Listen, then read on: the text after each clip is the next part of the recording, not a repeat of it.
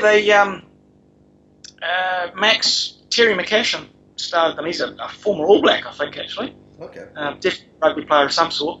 In Nelson, New Zealand spent a couple of decades under the grip of two main breweries that just brewed fairly insipid lager, to be honest. Yeah. And he started with Max Gold,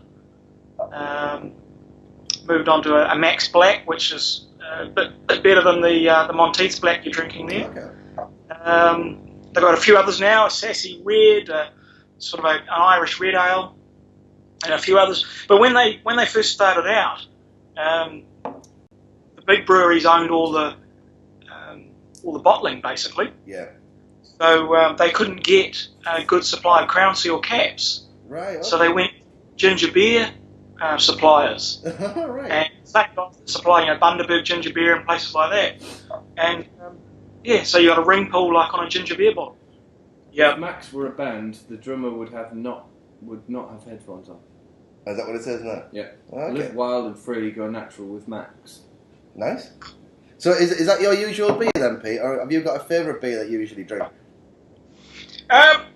Max Gold would be up there. Yeah, it's available in a lot of places, which is always good. It's better than a lot of other beers that you find on tap in most bars. All right, okay. So it's kind of a default beer, I suppose. Oh, okay, yeah. It's always like a safe choice, because it's nice. It's nice to have a safe choice when you go in a bar and you want to try a new beer, but there's always like a safe choice there. What's it like over here for in the northeast for that? Because in London, like craft ale and beers like that are really starting to boom. Have you noticed anything? No market for it, People just want Carlin Black Label and stuff like that. Yeah, so we're in the northeast. You get a bit of real ale, and pull cask conditioned stuff. We're in the northeast where I'm originally from, Pete, and my friend Steve lives here, and it's not that I'd ever guess by listening to you. New Zealand still suffers from what we refer to as the 6 o'clock swill. Yeah. We used to have 6 o'clock closing. Yeah. Started probably during the Second World War and didn't stop until the late 60s, early 70s. So the bars all closed at 6. So all the guys finished work, rocked down at the pub, sink as much beer as they possibly could in that 1 hour window that they had. Yeah. And hence the beer that was being brewed for them was beer to drink. Yes. Beer to get drunk. One of the things that I really noticed was the pub culture in England. Where we lived in London, we were in Greenwich and had a fantastic local pub. Yeah. Plug now, Ashburnham Arms, great ale pub. But it was a centre of the community. Yeah. And we don't have that in New Zealand. Okay. It's much more bar than pub. Right, okay. If you go into your local English pub, you'll see a lot of people you know, and it feels like an extension of people's lounges. Yes, yeah.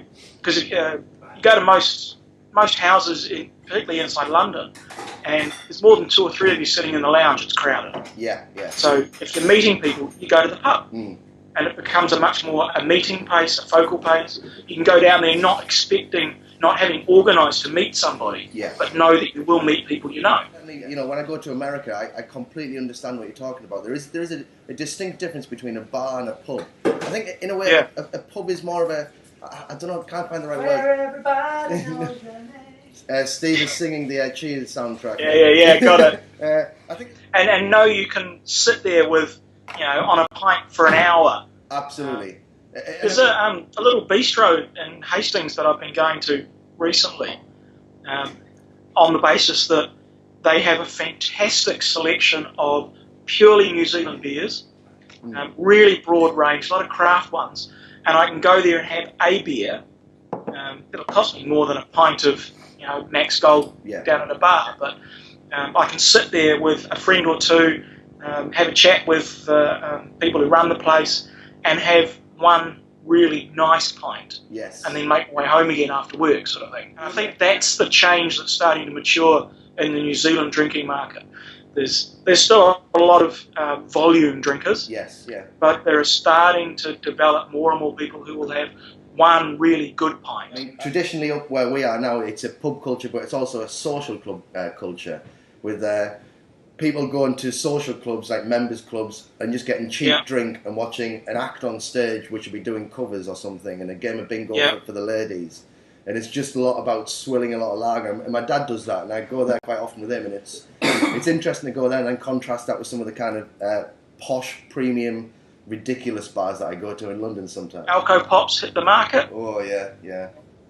Yeah, the ready-to-drink, fizzy, sweet rubbish. Yeah. But the people that make them, claim that it's not about targeting the youth market. But it's almost impossible to get a good cider in New Zealand unless you brew it yourself. Oh, wow, really? Which you'll get sweet, fizzy. If you're lucky, it smells a bit of apple. Yeah. Often, it's carbonated. You won't find a full conditioned cider. An increasing number of the wine drinkers are starting to drink beer because there's a better range of beers now available. Okay. We get a lot of English ales in. It's always good. I used to drink a bit of Shepherd Neame quite a bit. That was the pub I used to drink at in the UK. That's Spitfire and stuff like that? Spitfire, yeah. Great advertising campaign. Yeah, it is very good, yeah. You can get quite a bit of Guinness on tap. I mean, I'm the same as you. When it's summer, it's all about the hops for me. It's all about a nice golden summer ale, and that's why I like the. If you've not tried it, you should try the Brooklyn Brewery East India Pale Ale. It's quite strong. You get it in a small bottle. It's probably not a little bit smaller than the black beer, but it's ultra hoppy. It's almost like drinking like grapefruit juice. And I really like it, but it's like 6%, 7%, something like that, so it actually tastes really good as well. Are there any kind of traditional pub snacks or bar snacks over there?